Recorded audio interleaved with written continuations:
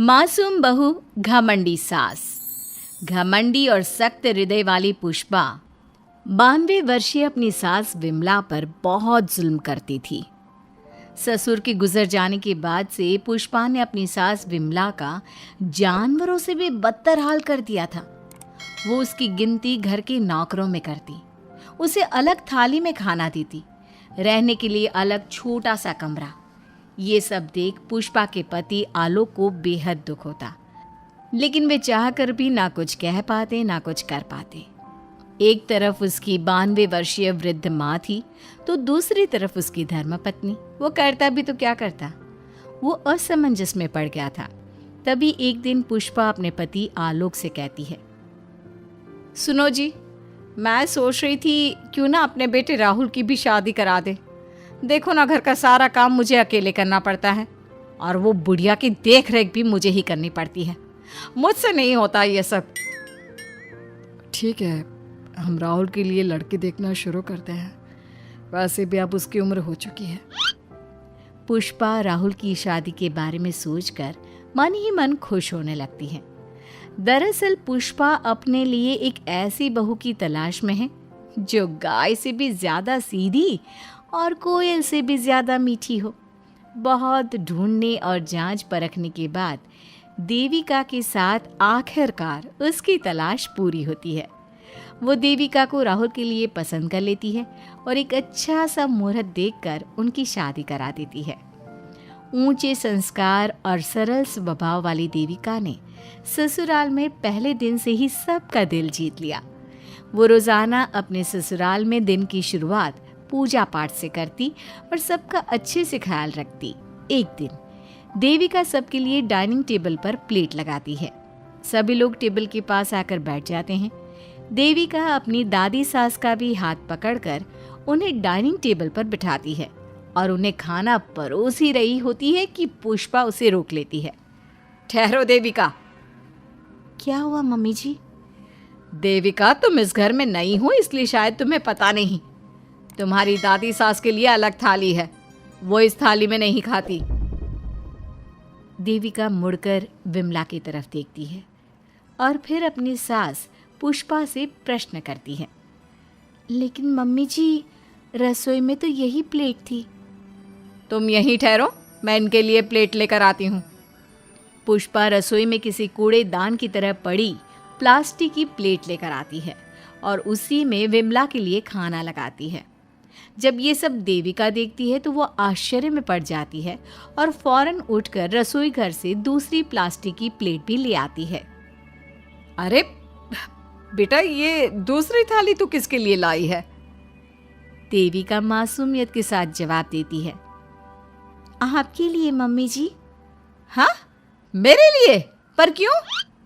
माँ जी, जब आपने अपनी सास यानी मेरी दादी सास को प्लास्टिक की प्लेट में खाना लगाया तो मैं समझ गई कि यह ज़रूर आपके घर की कोई परंपरा होगी, इसलिए मैं आपके लिए भी ये प्लास्टिक की प्लेट ले आई। अब आप अपनी सास के लिए इस प्लेट में खाना लगा दीजिए और मैं अपनी सास के लिए इसमें खाना लगा देती हूँ। देविका की बातों से पुष्पा हैरान हो जाती है। वो सोच में पड़ जाती है कि वो अपनी बहू देविका की मासूमियत पर खुश हो या फिर उसकी नासमझी पर दुखी। इसी तरह दिन बीतते चले जाते हैं और अब देविका को घर का माहौल और सास का स्वभाव सब समझ में आने लगता है। एक दिन सुबह पुष्पा अपनी सास यानी विमला को उसके कपड़े धोने के लिए कहती है और ये सब दूर से देविका देख लेती है। उसके कुछ ही समय बाद देविका आती है और अपनी सास पुष्पा से कहती है, मम्मी जी, मैंने घर का सारा काम कर लिया है। कपड़े, बर्तन, झाड़ू, पोछा सब लगा लिया है। अब मैं आपके पैर दबा देती हूँ। अरे लेकिन बेटा, तूने कपड़े नहीं धोए? मेरे कपड़े तो अंदर कमरे में ज्यों के त्यों पड़े हैं। मैंने आपके कपड़े नहीं धोए मम्मी जी। आप जब दादी से बोल रही थी ना कि आज उन्हें अपने कपड़े खुद धोने होंगे, तो मैंने सब सुन लिया था। फिर मुझे लगा आज पूर्णिमा भी है, इसलिए शायद ये आपके घर की कोई रस्म होगी, तो मैंने आपके कपड़े भी नहीं धोए मम्मी जी। देविका की बातें सुनकर पुष्पा अपना सर पकड़ लेती है और मन ही मन कहती है, ये तो ज़रूरत से कुछ ज़्यादा ही सीधी है। अब क्या करूं मैं इसका? इस बुढ़िया ने मुझे परेशान करके रख दिया है। एक तरफ वो ज़रूरत से ज़्यादा सीधी मेरी बहू, जो मेरी हर हरकत को इस घर का रिवाज समझ लेती है, और दूसरी तरफ ये बुढ़िया जो रोज़ अपना बिस्तर गंदा कर देती है। आए बुढ़िया, अब कौन करेगा ये बिस्तर साफ? बाहर से नौकर बुलाने पड़ेंगे क्या? चल जल्दी से अपना बिस्तर साफ कर, गंद मचा कर रखा है। बहू, तू ऐसा क्यों कहती है? मैंने तेरा क्या बिगाड़ा है?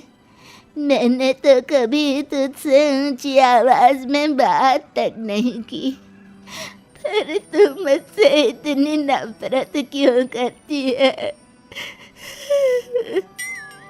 तभी वहां आलोक, देविका और उसका पति आ जाता है। क्या हुआ पुष्पा, तुम माँ पर ऐसे क्यों चिल्ला रही हो? अरे देखो ना अपनी माँ को, इस बुढ़िया ने अपने बिस्तर का क्या हाल कर रखा है। कितनी बदबू आ रही है इस बिस्तर से, किसी काम की नहीं ये बुढ़िया। आप एक काम क्यों नहीं करते, इस बुढ़िया को वृद्धाश्रम क्यों नहीं छोड़ आते? आलोक ये सुनकर परेशान हो जाता है। वो मन ही मन अपनी माँ से अपनी गलतियों की माफ़ी तो मांगता है, लेकिन जुबान से कुछ नहीं बोलता। बहू, ऐसा मत कर बेटा, तू जैसा बोलेगी मैं ठीक वैसा ही करूँगी। मैं अभी इस बिस्तर को साफ कर देती हूँ, पर प्लीज़ मुझे इस घर से मत निकाल। यह घर मेरे पति की आखिरी निशानी है। मैं अपनी अंतिम सांस तक इसी घर में रहना चाहती हूँ। माँ जी, दादी सास का बिस्तर मैं साफ कर दूंगी और अब से आपको कोई शिकायत का मौका भी नहीं दूंगी। आप प्लीज़ दादी को वृद्धाश्रम मत भेजिए। हाँ माँ, दादी को रहने दीजिए ना यहीं पर, उनके बिना ये घर बिल्कुल अच्छा नहीं लगेगा। देखो बेटा, इनका जाना ज़रूरी है। अब इनकी उम्र हो चुकी है, इसलिए अब इन्हें अपनी बाकी की ज़िंदगी वहीं बितानी पड़ेगी। इतने में देविका वहाँ से चली जाती है और कुछ ही मिनट बाद एक बड़ा सा बैग लेकर वहाँ पहुँच जाती है। देविका के हाथ में बैग देखकर सब अचंभे में पड़ जाते हैं। अरे देविका, तुम ये बैग कहाँ से लाई? तुम कहीं जा रही हो क्या? माँ जी ने अभी तो बोला थोड़ी देर पहले कि अब उनकी सास बूढ़ी हो चुकी हैं और उनकी असली जगह वृद्धाश्रम में ही है, तो मैं ये दूसरा बैग उनके लिए भी ले आई। वो क्या है ना, उम्र तो अब मम्मी जी की भी हो चुकी है, कल तो जाना ही है। इससे अच्छा अभी चली जाएंगी तो दादी सास को भी एक सहारा मिल जाएगा। क्या? क्यों बहू, तू मुझे वृद्धाश्रम भेजेगी हैं, अपनी सास को? मम्मी जी, अगर आप इस परंपरा का पालन करेंगी तो मुझे भी तो इस परंपरा का पालन करना पड़ेगा ना। मैं बिल्कुल आपकी तरह बनना चाहती हूँ। मेरी माँ कहा करती थी, ससुराल में बिल्कुल अपनी सास के नक्शे कदम पर ही चलना।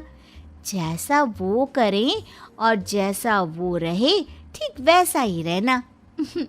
तभी मैं एक अच्छी बहू बनने में कामयाब हो पाऊंगी ना सासू माँ।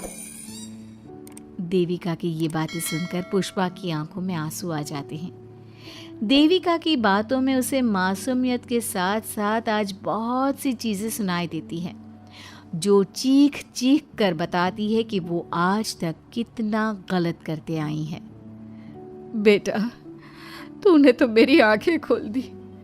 अपने ससुर के देहांत के बाद मैंने न जाने अपनी सास पर कितने अत्याचार किए, उन्हें कितना जलील किया, खरी खोटी सुनाई। आज अगर तू नहीं होती तो मुझे कभी अपनी गलतियों का एहसास तक नहीं होता। देर से ही सही, आपको अच्छे बुरे का एहसास हुआ, यही बहुत बड़ी बात है। मम्मी जी, तो अब आपके सामान का क्या करना है? अरे जा जाकर इसे मेरे कमरे में रख कर आ जा। अब कोई कहीं नहीं जाएगा, सब यहीं साथ में रहेंगे। बहू, मुझे समझ में नहीं आ रहा, मैं तेरा किन शब्दों में धन्यवाद कहूँ। जो चीज़ तूने 2 दिन में पुष्पा को समझा दी, वो मैं बरसों से कहने की हिम्मत तक ना कर सका। पापा जी, ज़रूरी नहीं कि हर बात कहकर भी बताई जाए। कभी कभी अपनी गलतियों का एहसास कराना भी ज़रूरी होता है, और मैंने भी मम्मी जी के साथ ठीक वैसा ही किया। उन्हें उनकी गलतियों का एहसास कराया, और देखिए आज सब ठीक हो गया। सच में देविका, तुमने आज हम सबको बहुत बड़ी सीख दी है। अब पुष्पा सुधर जाती है और घर की पूरी जिम्मेदारी देविका को सौंप देती है, और अब उनका परिवार एक सुखी और समृद्ध परिवार की तरह रहने लगता है।